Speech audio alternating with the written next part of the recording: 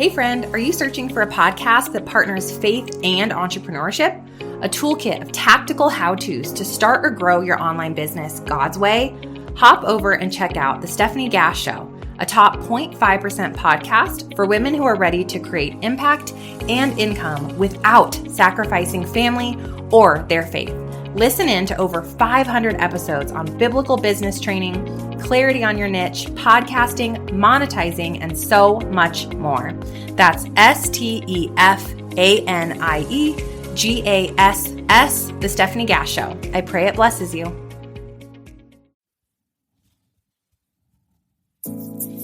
Hey, are you ready to change your life? If the answer is yes, there's only one rule. You have to change your mind first. And my friend, there's a place where the neuroscience of how your mind works smashes together with faith and everything starts to make sense. That place is called self-brain surgery. You can learn it and it will help you become healthier, feel better, and be happier. And the good news is you can start today. Thanks, Lisa. Hey, so glad to have you listening today. I'm Dr. Lee Warren, and I live in Nebraska in the United States of America with my incredible wife, Lisa, my father-in-law, Tata, and the super pups, Harvey and Lewis. I'm a neurosurgeon and an author, and I'm here to help you harness neuroscience, the power of your brain, faith, the power of your spirit, and good old common sense to help you lead a healthier, better, happier life. Listen, friend, you can't change your life until you change your mind, and I'm here to help you learn the art of self-brain surgery. To get it done, you can get the show notes and more at drleewarren.podbean.com. That's drleewarren.podbean.com, and if you like the show, please subscribe so you never miss an episode, and tell your friends about it. If you tell 2 or 3 friends this podcast was helpful to you, imagine how much good we can all do around the world together. I'm Dr. Lee Warren, and I'm here to help you change your mind so you can change your life. Let's get after it.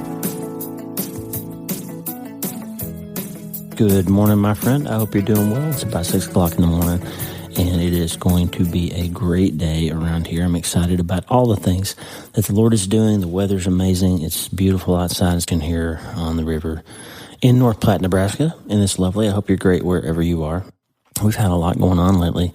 A lot of challenges. There's, of course, the world's kind of on fire. There's conflict in Europe, and there's all kinds of things to be praying about. In the United States, there's stress and turmoil, and people are worried about the government, and all kinds of things are happening. And I just want to give you a minute today to think about your thinking. Okay, we're always talking about you can't change your life until you change your mind, and that's true. And I've got self-brain surgery tip number 25 for you today. Remember, I did 31 of these self-brain surgery tips on Twitter a while back, and they were pretty popular. I'm going to put them all together in a single post sometime for you. But I've been just doing these little short episodes of self-brain surgery. And here's number 25. It takes the same amount of work to be in a bad mood as it does to be in a good mood. And both are decisions. Listen to that again. It takes the same amount of work to be in a bad mood as it does to be in a good mood, and both are decisions. Here's the thing, my friend. God has given humans a unique neurological ability that no other species has, called selective attention. It takes the same amount of work to be in a bad mood as it does to be in a good mood, and they're both decisions. Here's what I mean by that.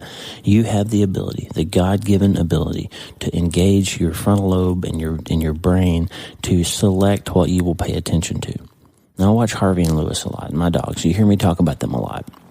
When they get outside and they get on a gopher, or they get on a mole, or they smell something, they start digging or start hunting a mouse, they cannot turn their brain off and stop going after that thing. And sometimes it's dangerous. Sometimes they're chasing a car or something, and I've got to shock them with their collars to make them stop. And it takes a lot, sometimes, of pain to get them to turn their brain off of the thing that they're fixed on. And that's because they don't have selective attention. They don't have the ability to stop thinking about the thing that their entire brain is telling them is most important right now. And it takes a lot to change their minds, right? They can't change their lives until they change their minds either. But if they're out there digging and we drag them in and finally get them inside and calm them down, give them a treat or give them something to eat and give them a bath and get them on the couch and we're watching TV, it's amazing how often 3 or 4 hours will go by.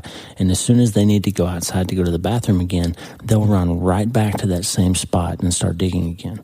Right back to the same thing. Their brain has paused, but when they get that first smell or that first scene of outside, they go right back to the same situation. They cannot switch their brain from one thing to another. Now, some people, all of us really at times, have a problem where we forget or we don't know that we have selective attention. We think that events or circumstances or other people can force us to think and feel certain things. I have a person that I love who occasionally will say something like this: boy, you better not wake me up early. Don't make a loud noise and wake me up or I'll be in a bad mood all day. I've heard women say of that of their husbands, gosh, boy, you don't want to get him up on the wrong side of the bed or the whole day is going to be downhill from there.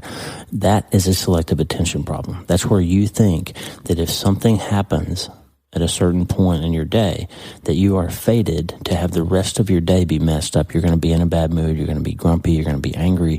You're going to, be sleepy or whatever. That's because you have not learned, or you have forgotten perhaps, that you have the ability to change trains. And I'm going to give you a metaphor here. I was thinking about this the other day. We were watching some show. I think it was Elementary. And somebody was on a subway in New York City. And in the subway, you can get on a train and you can ride as far as you want to go to the end of the line. Or you can get off at the next stop and get on another train and go somewhere else entirely.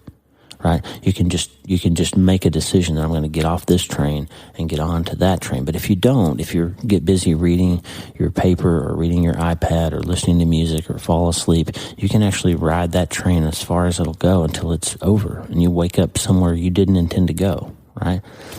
But you have the ability always to just change trains. And that's very much like what happens when you decide to change your stream of thought, when you decide to engage selective attention. You can change trains and you can change your entire emotional state. You can change your entire line of thinking, and that'll change the brain chemistry inside your head. It'll change what your neurons are doing. It'll change how your heart beats. It'll change everything about your physiology if you decide that you are going to take control of your mental state and not let emotion and circumstance drive it like reflexes like Harvey and Lewis do.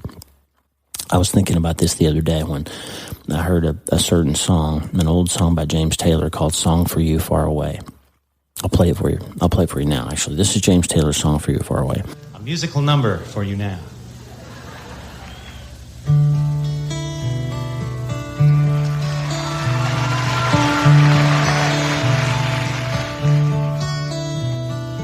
People around me, they're at it again. God only knows how they do it. One then another, then back again. Something else putting through it. Me, I've been watching more than 15 years, and it hasn't changed a bit. No, no. People keep talking about a different line, but it never seemed to fit.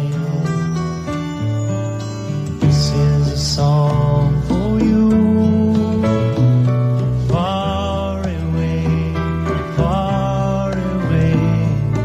This is a song for you, far away from me. This is a song for you,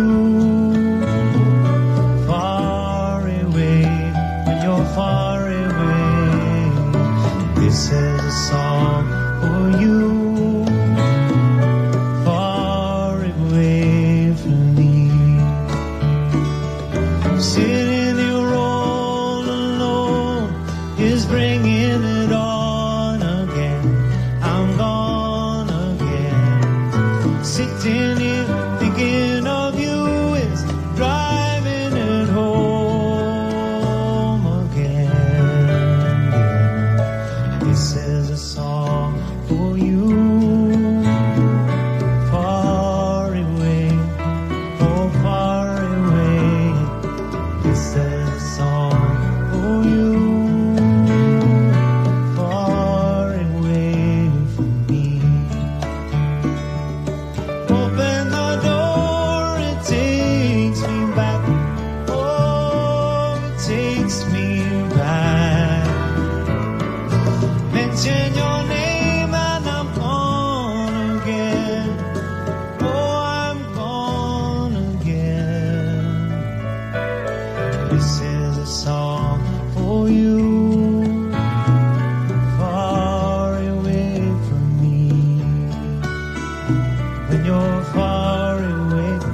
talking about far away from me.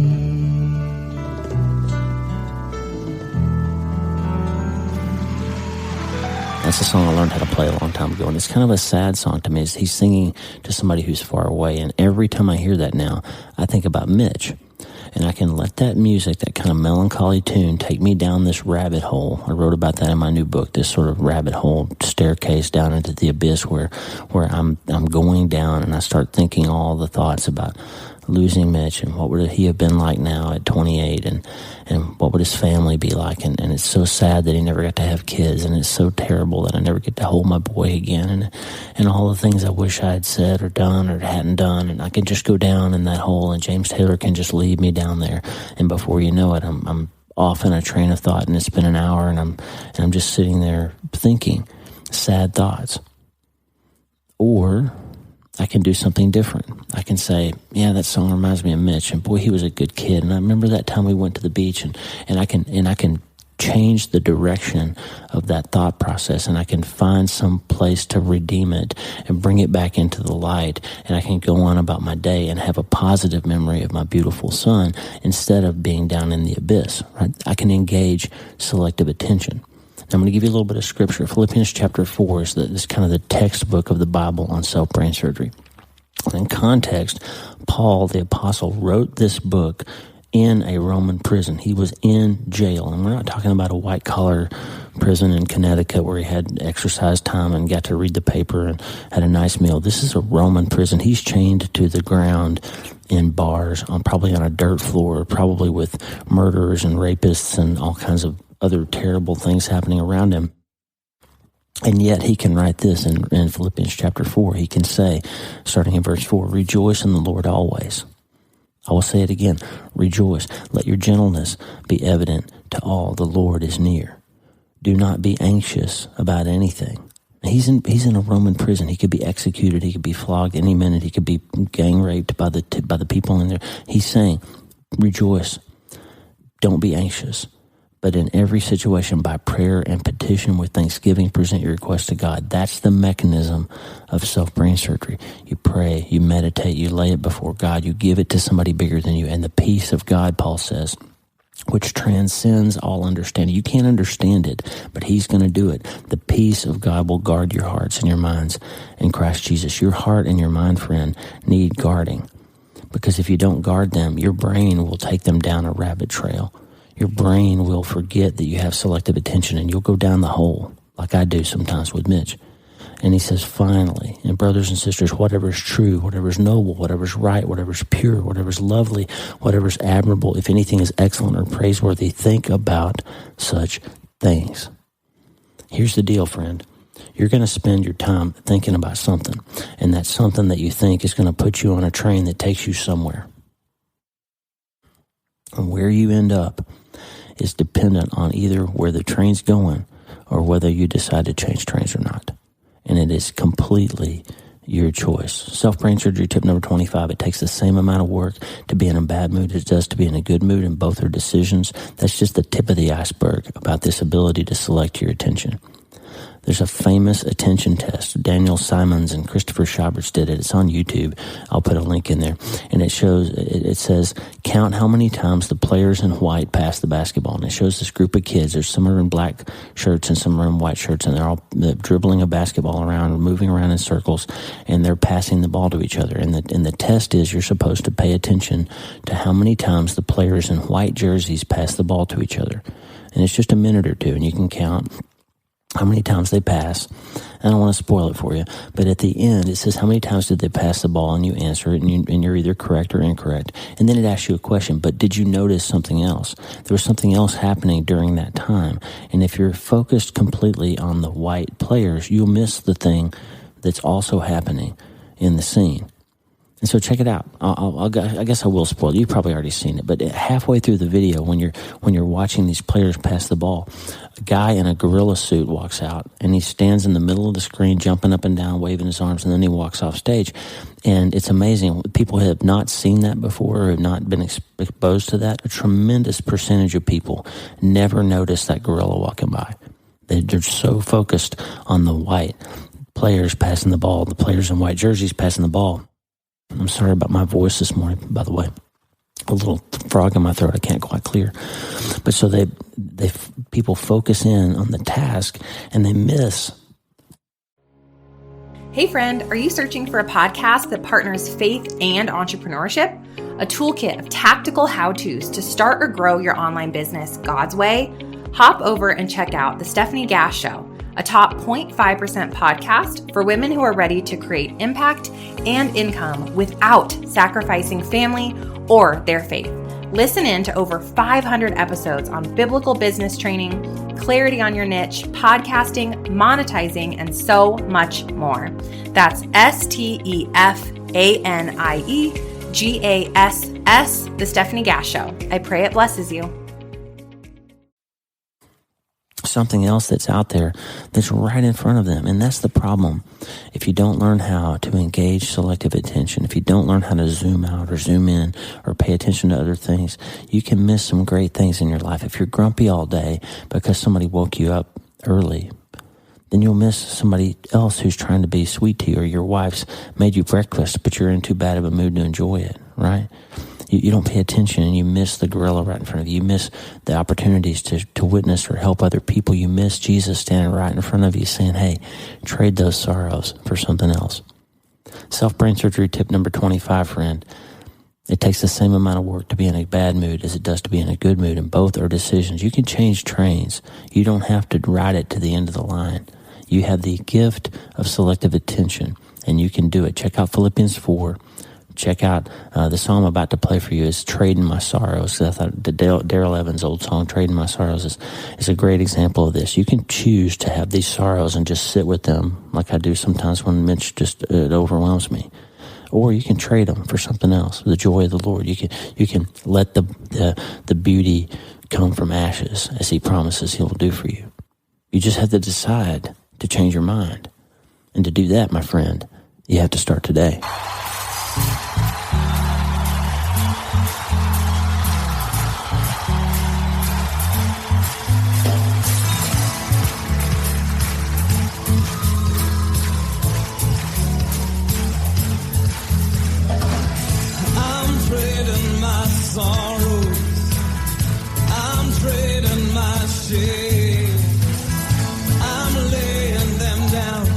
Joy of the Lord, yeah. I'm trading my sickness, I'm trading my pain, I'm laying them down for the joy of the Lord. We say yes, Lord, yes, Lord, yes, yes, Lord, yes, Lord, yes, Lord, yes, yes, Lord. Lord, yes, Lord, yes, yes, Lord, amen.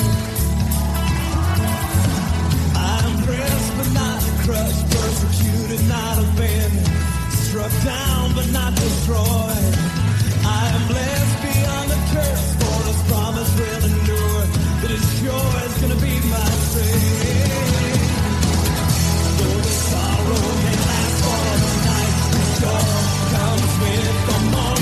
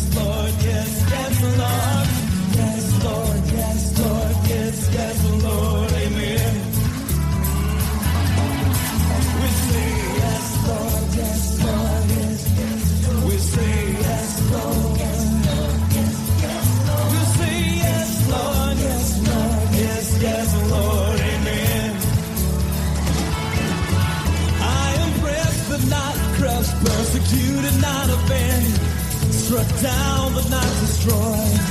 I am blessed beyond the curse, for His promise will endure, that His joy is gonna be my strength.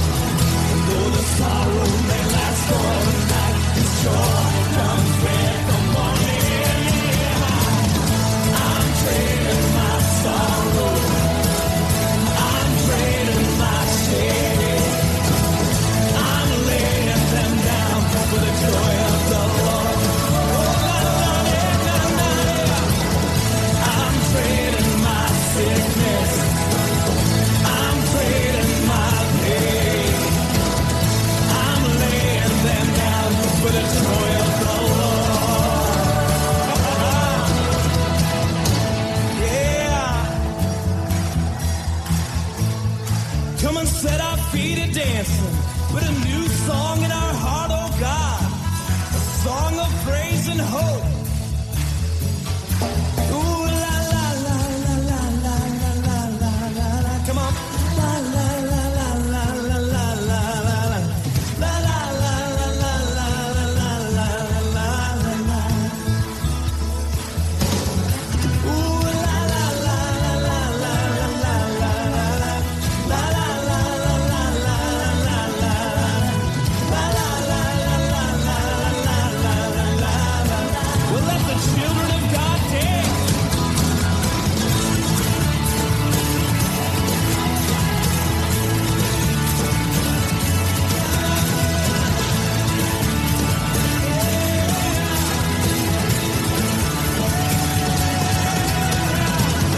I'm trading my sorrows.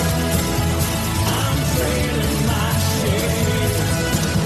I'm laying them down for the truth of the Lord. I'm trading my Savior. Yeah. I'm trading my I'm laying them down for the joy, the joy.